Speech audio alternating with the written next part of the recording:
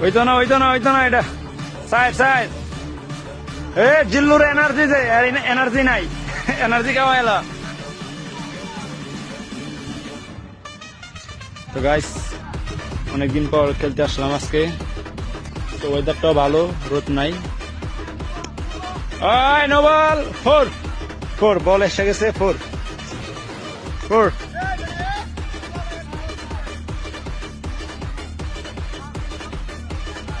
Keeper mobile টিপে no ball হয়েছে।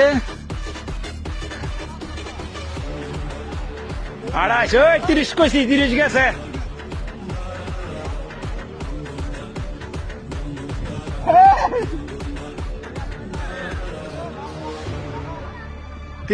সমস্যা নাই। এই যে আমাদের মাসুম বিল্লাল কিপারে আছে, স্টাকে আছে।